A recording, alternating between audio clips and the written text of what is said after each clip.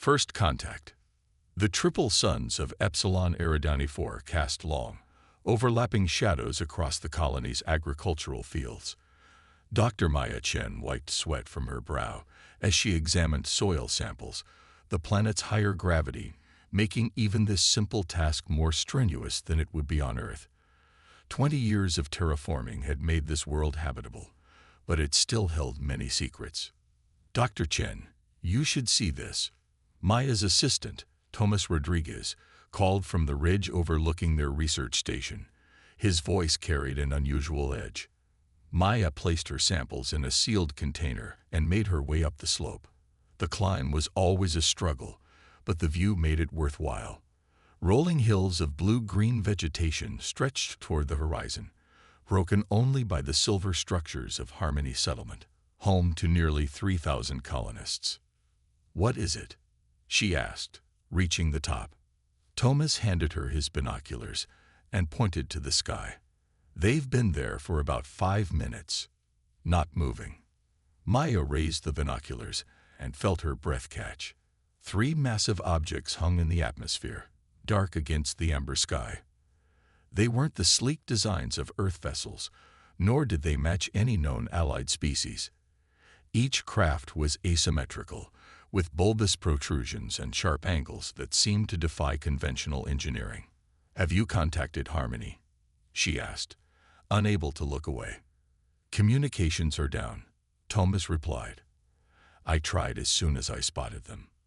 Maya lowered the binoculars. "We need to get back. Now." They packed their equipment in record time and started the 30-minute drive back to the settlement in their electric rover. Maya tried the comm system repeatedly, but each attempt was met with static. As they crested the final hill overlooking Harmony, Maya slammed on the brakes.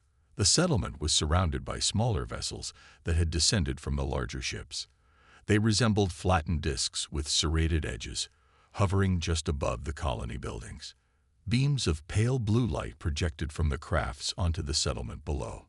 "What are they doing?" Thomas whispered. Maya zoomed in with the rover's visual enhancement system. "They're taking people."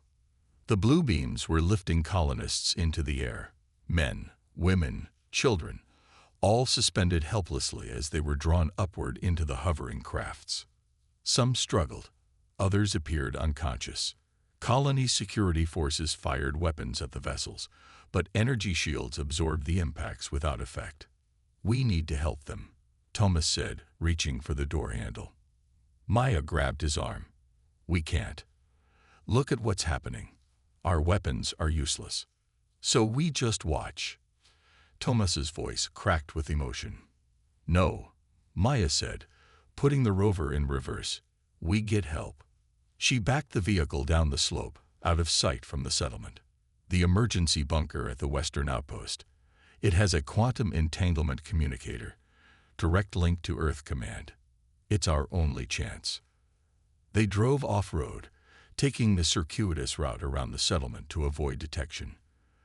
The western outpost was the smallest of the colony's research facilities, just a cluster of prefabricated structures used primarily for geological surveys. As they approached, they saw no signs of the alien vessels. "They probably don't consider it important," Maya said as they parked behind the largest building. "Let's hope they continue to think that way." The facility was deserted, the staff likely having returned to the main settlement when the alien ships appeared. Maya led Thomas to a nondescript storage shed at the edge of the compound. She placed her palm on a hidden scanner, and a section of the floor slid away, revealing a staircase. "I didn't know this was here," Thomas said as they descended. "Only senior staff are briefed on its existence," Maya replied. Emergency protocol. The bunker was small but well-equipped. Food, water, medical supplies, and most importantly, a secure communication system that didn't rely on traditional transmission methods. Maya activated the console and entered her authorization code. "This is Dr. Maya Chen, Chief Science Officer at Harmony Settlement, Epsilon Eridani IV. Emergency Priority Alpha. We are under attack by unknown extraterrestrial forces. Estimated 3 capital ships and 12 smaller vessels. They are abducting colonists. Colony defenses ineffective. Request immediate military intervention. She attached data from her field scanner showing images of the alien vessels, then sent the transmission. The quantum entanglement system confirmed receipt, but there was no immediate response. What now? Thomas asked. Maya checked the bunker's security monitors. Now we wait. And watch. For 3 hours, they observed through the outpost's remote surveillance drones as the aliens systematically emptied Harmony Settlement. By nightfall, the smaller vessels had returned to their motherships, carrying with them nearly the entire colony population. Why are they doing this? Thomas asked, his voice hollow. What do they want? Before Maya could answer, the communication console chimed. The screen displayed the insignia of the United Earth Defense Force. Dr. Chen, this is Admiral Helena Reyes, UEDF High Command. We've received your transmission and are analyzing your data. Is there any further information you can provide about the hostile forces? Maya leaned toward the comm unit. They appeared without warning. No attempts at communication. They seem to be specifically targeting humans. They've ignored our livestock and automated systems. Their technology is beyond anything I've seen. Our security forces' weapons had no effect. The Admiral's expression remained stoic, but her eyes hardened. Understood. Are you in a secure location? Yes, a hidden emergency bunker at the western outpost. As far as we can tell, the aliens are unaware of our presence. Stay there. Keep this channel open. I need you to continue monitoring the situation.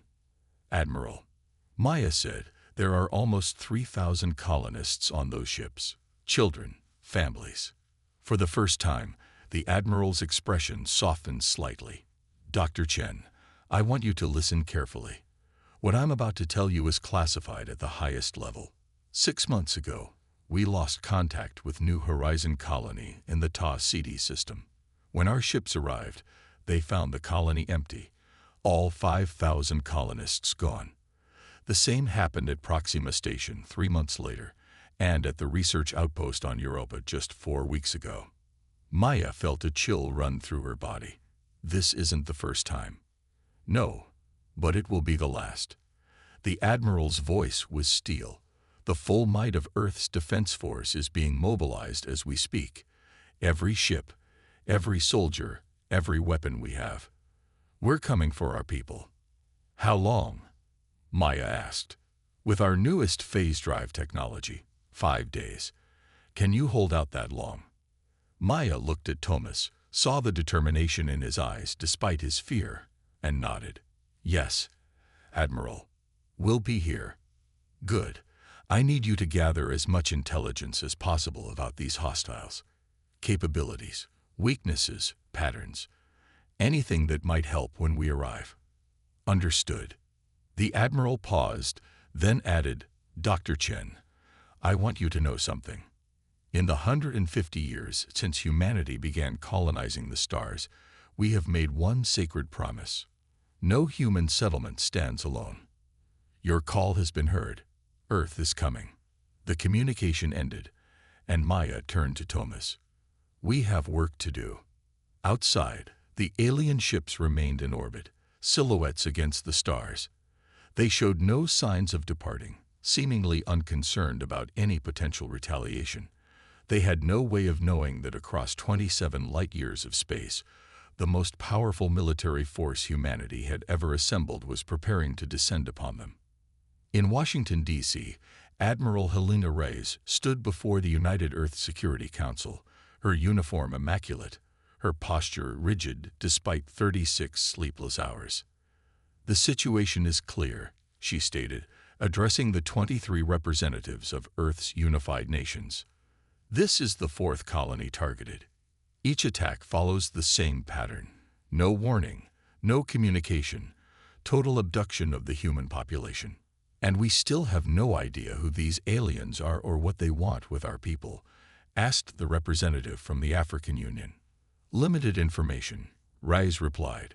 But what we do have suggests a species that sees us as resources, not equals. Dr. Chen's ongoing intelligence has identified that the aliens are categorizing humans by age, physical condition, and genetic markers. You're suggesting slavery, experimentation. The European representative's voice was tight with anger. Or worse, Rice said, which is why time is critical. I am requesting authorization for Operation Broken Chain, full military deployment to Epsilon Eridani. The Chinese representative leaned forward. You're talking about committing 90% of our fleet to a single operation. That leaves Earth vulnerable. Earth is already vulnerable, Rice countered. If we allow these attacks to continue, to establish a pattern of success, we're advertising to the galaxy that humanity can be harvested with impunity. The room fell silent as the implications sank in. The Secretary General spoke at last. How confident are you in the success of this operation, Admiral? Rice stood straighter. We will succeed because failure is not an option. 3,000 of our people are on those ships. They are someone's parents, children, friends. The cry for help has been sent. How we answer defines who we are as a species. The vote was unanimous. As the council adjourned, the Indian representative approached Rice. The oldest lesson of warfare, Admiral, never let your enemy see you coming. Rice nodded. They won't. Until it's too late. Across the globe, military bases activated. Soldiers said goodbye to families. Engineers worked through the night preparing ships and weapons. Within 24 hours, 117 warships gathered in Earth orbit, from agile corvettes to massive dreadnoughts. At the center of the formation, the UESS Retribution, humanity's most advanced warship, prepared to lead the fleet. On its bridge, Admiral Rice surveyed the holographic display showing her assembled forces. A message came through from Dr. Chen on Epsilon Eridani 4. The alien ships remained in orbit, seemingly conducting extensive scans of the planet. They're looking for resources, Rice said to her executive officer, Commander David Santos. They don't expect anyone to challenge them. Their mistake, Santos replied. Rice addressed the fleet, her voice reaching every ship, every soldier, every pilot. Men and women of Earth's defense forces, you know our mission. There are those who believe the vastness of space means we cannot protect all our people. Today, we prove them wrong. Today, we show the galaxy what happens when you take what is ours. She paused, letting her words settle. Phase drives synchronized. Jump in 3, 2, 1. The fleet vanished from Earth orbit, tearing holes in space as they accelerated beyond light speed, carrying humanity's response to a distant cry for help. The response. The UESS Retribution cut through hyperspace, its massive engines pushing the limits of human technology. Within its hull, 5,000 personnel prepared for battle, checking weapons, running simulations, praying to whatever gods they believed in. Among them was Commander Elena Vasquez, leader of the 103rd Special Operations Unit, known unofficially as the Wraiths. Vasquez stood in the ship's holographic training room with her team of 20 operators, running yet another simulation of the colony rescue. The room projected a three-dimensional layout of Harmony Settlement based on data from Dr. Chen. Again, she ordered as the simulation ended, showing 15% civilian casualties. That's not good enough. Lieutenant James Park, her second-in-command, stepped forward. Commander, we've been at this for 14 hours straight. The team needs rest. Vasquez looked at her operators, the finest soldiers Earth had to offer, faces drawn with exhaustion, but still standing, still ready. She nodded. 4 hours. Then we're back at it. As her team filed out, Vasquez remained, studying the holographic display of the alien vessels. Their unusual design defied conventional analysis.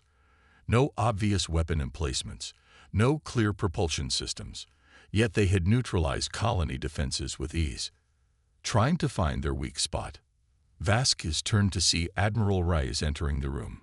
She straightened to attention. Yes, Mom. At ease, Commander. Rise joined her at the display. Our analysts have been working round the clock on the same question. The problem is, we've never encountered this species before. With respect, Admiral, that doesn't help my team prepare for boarding operations. Rise nodded, manipulating a hologram to zoom in on certain sections of the alien craft. Dr. Chen managed to capture some close-range scans. Look here, she indicated sections near what appeared to be access points. Energy readings suggest localized shield generators. If we can overload these specific nodes, we might create entry points. What about the hostages? Vasquez asked. Any indication where they're holding our people? Central sections of each vessel show higher life sign concentrations. Dr. Chen also reported seeing what appeared to be containment fields, transparent energy barriers, rather than physical cells. Suggests they prefer control through technology rather than structure.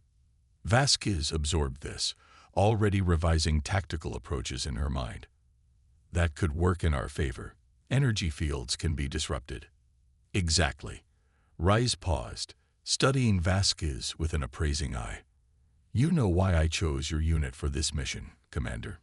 The Wraiths specialize in high-risk extraction operations.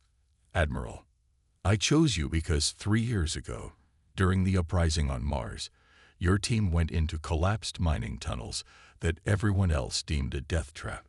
You brought out 43 miners when the official assessment said it was impossible. Reyes's gaze was steady. I need that kind of thinking now. Vasquez remembered those tunnels, the darkness, the dust, the dwindling oxygen. She remembered carrying children through passages barely wide enough for her shoulders. We'll get our people back, Admiral. I know you will. Reyes turned to leave, then added, and Alina. I have family on that colony. My sister and her daughter. The personal admission from the typically stoic Admiral caught Vasquez off guard. I'll find them, ma'am. After Reyes departed, Vasquez returned to her quarters for a brief rest. On her desk sat a small wooden box, a gift from her father before she left Earth. Inside was a medal, the Star of Valor, awarded posthumously to her mother, who died defending an early Mars colony from raiders. Vasquez ran her fingers over the inscription, for those who stand when others fall. 4 hours later, refreshed and refocused, Vasquez rejoined her team. This time, they were joined by Dr. Mihail Novak, the fleet's foremost xenobiologist. Commander, he greeted her, his accent carrying traces of his Eastern European heritage. I've been analyzing Dr. Chen's biological scans of our adversaries.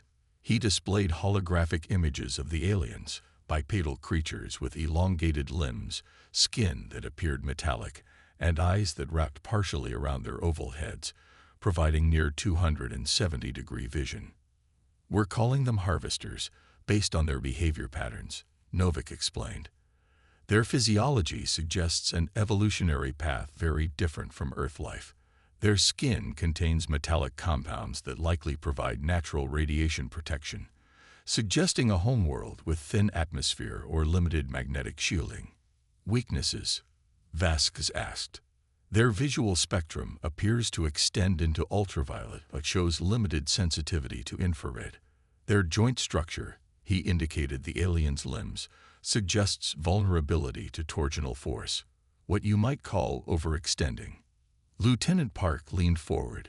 So flashbangs would be effective, but we'd need to modify for infrared spectrum.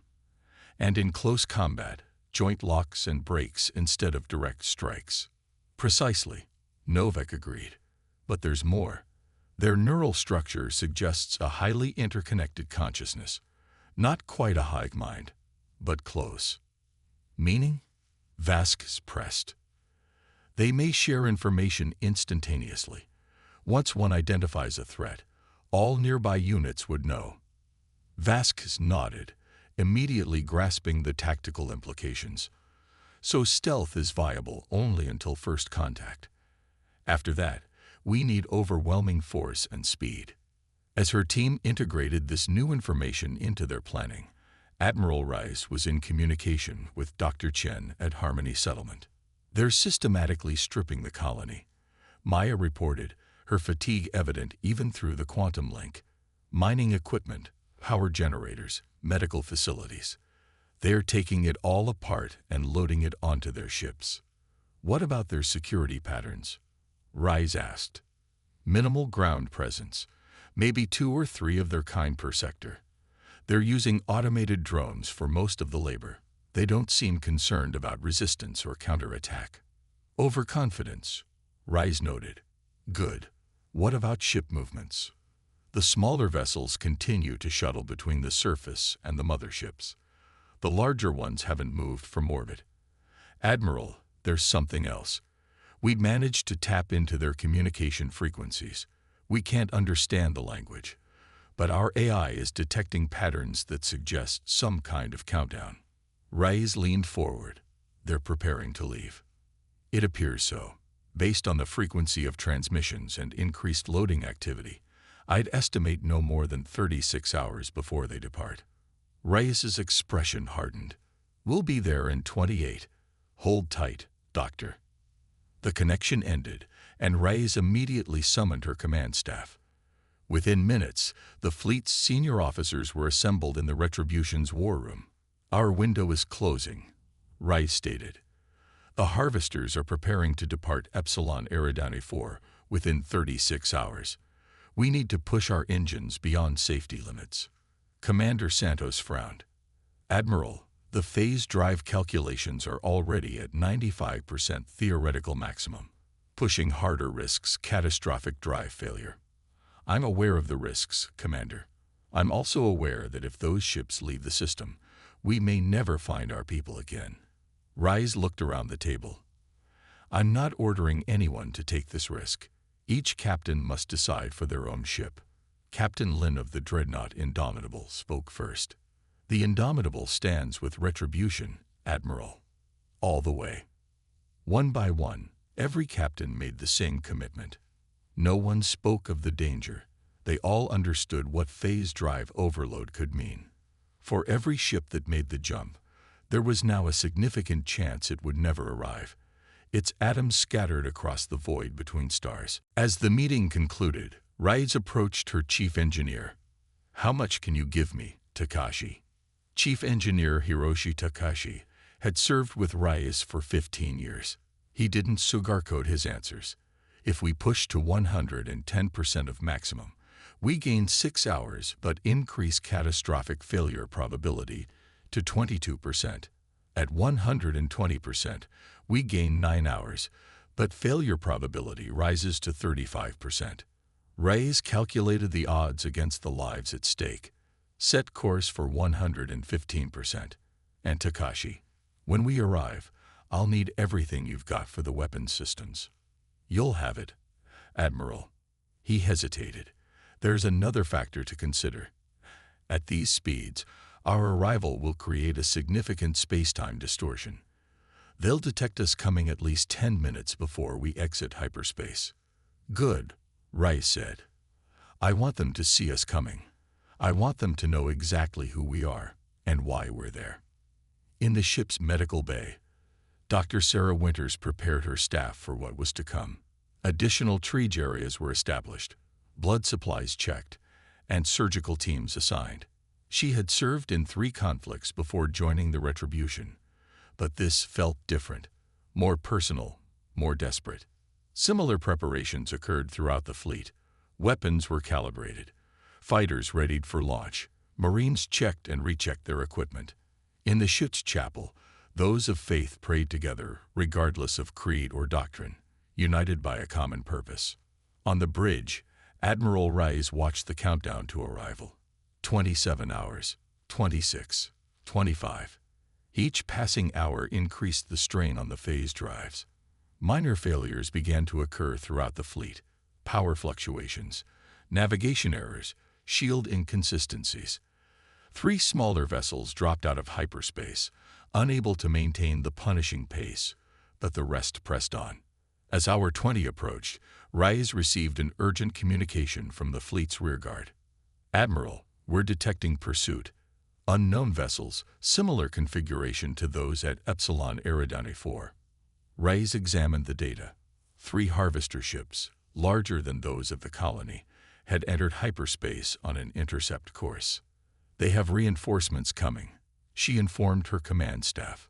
"Which means they've done this before, established patterns. They have a response protocol for resistance." Commander Santos studied the tactical display. "At current velocities, they'll reach Epsilon Eridani 4 approximately 3 hours after we arrive." "Then we have 3 hours to end this," Rice said. "No changes to the plan. We hit them hard, fast, and with everything we've got." At hour 16, the strain on the fleet became critical. Warning indicators flashed across command consoles. The phase drive of the cruiser Vigilant suffered a containment breach, forcing an emergency shutdown that left the ship drifting in interstellar space, its conventional engines insufficient to complete the journey. Hour 12 brought new concerns. The harvester ships on Epsilon Eridani 4 had begun to power their main engines. Dr. Chen's reports confirmed increased activity, suggesting they were preparing for immediate departure. "They've detected us," Rise realized. "They know we're coming." "Fleet-wide weapons check," she ordered. "All ships prepare for immediate combat upon arrival. Fighter squadrons to launch stations, boarding teams on standby." In the Wraith's ready room, Commander Vasquez briefed her team one final time. "We drop the moment we exit hyperspace. Our target is the largest vessel. Intelligence suggests it contains the majority of the colonists. We'll have support from the 81st and 94th Marine units hitting the other ships simultaneously." She displayed the assault plan: precision strikes on shield generators, followed by boarding at multiple points. "Our primary objective is locating and securing the colonists. Secondary objective is capturing their command center for intelligence gathering." Lieutenant Park distributed specialized equipment, modified flashbang grenades calibrated to the aliens' visual spectrum, shield disruptors, and neural dampeners designed based on Dr. Novak's analysis. "One last thing," Vasquez said. "These people have been captives for 5 days. They'll be disoriented, possibly injured. Each team carries expanded medical kits and emergency evacuation harnesses. We leave no one behind." As the final hours ticked down, an unusual calm settled over the fleet. The frenetic preparations gave way to quiet determination. In her quarters, Admiral Rice recorded what might be her final log entry. "We are about to engage an unknown species that has attacked our colonies without provocation. Some might call our response disproportionate, committing the bulk of Earth's military might to rescue 3,000 colonists. Those critics fail to understand what's at stake. This isn't just about the people of Harmony Settlement. This is about establishing, unequivocally, that humanity will not be preyed upon, that a cry for help from the farthest human outpost will be answered with the full force of Earth." She paused, then added, "If we fail today, we invite further aggression. If we succeed, we send a message to every spacefaring species. Humanity stands united. Humanity protects its own. And those who threaten us will face the consequences." At hour 3, the fleet reached 115% of maximum phase drive capacity. System failures cascaded across multiple ships. The cruiser Defiant lost power to its weapons array. The destroyer Phantom suffered hull breaches on 2 decks. 2 hours to arrival, announced the Retribution's navigation officer. On the tactical display, Admiral Rice watched as the harvester ships accelerated, their departure from Epsilon Eridani 4 now imminent. "All ships," she commanded, her voice reaching every vessel in the fleet, "prepare for immediate combat operations.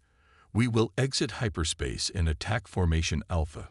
Primary targets are their propulsion systems. We cannot allow those ships to escape." Throughout the fleet, pilots climbed into fighters. Marines checked weapons one last time. Medical teams stood ready.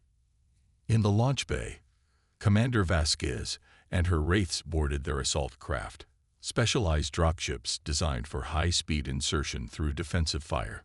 As the bay doors opened to the swirling energies of hyperspace, Vasquez thought of her mother's medal. "For those who stand when others fall." 1 hour to arrival, came the announcement. On Epsilon Eridani 4, Maya Chen, and Thomas Rodriguez watched through their surveillance drones as the harvester ships began lifting from the surface, their massive forms rising slowly into the atmosphere. "They're leaving," Thomas said, his voice hollowed by despair. Maya checked the quantum link to the approaching fleet. Not yet. Not yet. As the countdown reached final minutes, Admiral Reyes stood on the bridge of the Retribution, watching the tactical display where 3,000 human lives hung in the balance. She had committed Earth's fleet on the principle that distance shouldn't determine who deserves protection. Now that principle would be tested in fire. All ships, final approach. Weapons hot. For Earth and all her children. The fleet hurtled toward its destiny, carrying humanity's answer to a distant cry for help. We are coming. We are here, and we will not be denied. Reckoning. Space tore open above Epsilon Eridani 4 as the human fleet arrived, phase drives creating ripples of blue-white energy that momentarily outshone the system's 3 suns. The harvester ships, caught in the midst of their departure, faltered as proximity alarms screamed across their command decks. "All vessels, weapons free," Admiral Reyes ordered, her voice calm despite the chaos unfolding on the tactical displays around her. "Priority targets are propulsion and weapon systems. Fighter squadrons launch immediately." The Retribution's massive rail cannons came to life, accelerating tungsten rounds to relativistic speeds. The first salvo struck the largest harvester ship, its shields flaring brilliant purple as they absorbed the kinetic energy. But the shields held. Across the fleet, humanity's warships unleashed their arsenal. Missiles streaked through space, lasers burned across the void, and fighter squadrons poured from launch bays like angry hornets from disturbed nests. The harvesters responded with unexpected precision. Green energy beams lanced out from their vessels, slicing through the hulls of 2 human destroyers. Strange projectiles that seemed to bend around defensive barriers found their targets with unnerving accuracy. They'd fought coordinated fleets before. Commander Santos observed grimly as damage reports flooded in. Admiral Reyes nodded, adjusting the fleet's formation with quick hand gestures across the tactical display. "But not like ours. Not like us." She opened a channel to the engineering section. "Takashi, I need more power to the forward shields." "Rerouting emergency reserves now, Admiral," came the strained reply. "But the phase drive coolant systems are still critical." In the drop bay, Commander Vasquez and her wraiths waited in their assault craft as the battle raged outside. Each impact against the Retribution's hull vibrated through the deck plates beneath their feet. "Target vessel has altered course," reported their pilot. Attempting to reach jump coordinates, Vasquez checked her tactical display. The largest harvester ship was accelerating away from the planet, maneuvering to open distance for a hyperspace jump. If it escaped, 3,000 colonists would be lost. "Launch status," she demanded. "Launch bay doors jammed from last impact," the pilot replied. "Engineering teams working to override." Vasquez slammed her fist against the bulkhead in frustration. Every second of delay meant the target was getting farther away, making their insertion more difficult and dangerous. Her comm unit activated. "Commander Vasquez, this is Admiral Reyes. We're clearing you a path to the primary target." On the bridge, Reyes directed the fleet's capital ships to form a spearhead formation, concentrating their fire on the space between her position and the escaping harvester vessel. "All ships in Section 3, press the attack. Draw their defensive fire. Give the wraiths their window." The Retribution surged forward, absorbing punishing hits as it closed distance with the alien vessel. Secondary explosions bloomed across its hull, but it pressed on, shields failing but determination intact. "Launch bay doors operational," announced Vasquez's pilot. "Ready on your command." "All wraiths, final equipment check," Vasquez ordered. "Oxygen, weapons, communications. This is a one-way insertion until the mission is complete." 20 assault specialists confirmed readiness, their faces set behind polarized visors. Each carried specialized weapons and equipment designed for the unknown environment they would soon face. "Remember your training," Vasquez told them. "Unknown territory, unknown enemy. Adapt and overcome." She paused, then added, 3,000 of our people are counting on us. We don't come back without them." The bay doors opened to reveal the chaotic battlefield, energy beams crisscrossing space, explosions blossoming in silence. The massive form of the harvester ship growing larger as the Retribution closed distance. "Launch, launch, launch," Vasquez commanded. 5 assault craft shot from the bay, small and fast compared to the capital ships around them. They accelerated toward the harvester vessel, using the debris field and ongoing battle as cover. "Incoming," warned her pilot as defensive fire from the alien ship targeted their approach vector. The assault craft juked and weaved, their pilots pushing the small vessels beyond design parameters. 2 took direct hits, one disintegrating immediately, the other spinning away, damaged but still on course. "Bravo team, report," Vasquez called. "Hull breach in midsection," came Lieutenant Park's strained reply. 2 casualties, still operational. 3 remaining craft reached the designated insertion points, areas where Dr. Chen's scans had indicated weaker shield coverage. They deployed shield disruptors, devices that created localized resonance fields designed to create temporary gaps in energy barriers. "Shield penetration successful," reported Vasquez's pilot. "Contact in 3, 2, 1. Her craft slammed against the alien hull, magnetic clamps engaging to secure their position. Breaching charges detonated, cutting through the strange metallic material of the harvester ship. "Go, go, go," Vasquez ordered as the breach cleared. Her team poured into the alien vessel, weapons ready, sensors scanning for hostiles and human biosigns. The interior was unlike any ship they had encountered. Corridors formed of material that seemed partly grown rather than constructed, with pulsing bioluminescence providing eerie light. The atmosphere was breathable, but uncomfortably humid and heavy with unfamiliar scents. "Central chamber approximately 200 meters ahead," reported her sensor specialist. "Multiple human biosigns detected." "Hostiles?" Vasquez asked. "Unknown movement patterns throughout the vessel. Their biology doesn't register clearly on our scanners." Vasquez made a quick decision. "Alpha team with me toward the central chamber. Beta team, secure our exit point. Charlie team, locate their command center." As the Wraiths advanced through the alien ship, the battle outside reached its crescendo. The human fleet, though taking heavy losses, had prevented 2 of the 3 harvester vessels from escaping the system. The third, their primary target, was damaged but still attempting to reach jump coordinates. On the Retribution's bridge, Admiral Reyes monitored the Wraith's progress while directing the fleet engagement. "Bring us alongside their stern quarter," she ordered. "Target their propulsion systems with everything we have." The massive warship maneuvered into position, absorbing punishing fire as it closed to point-blank range with the alien vessel.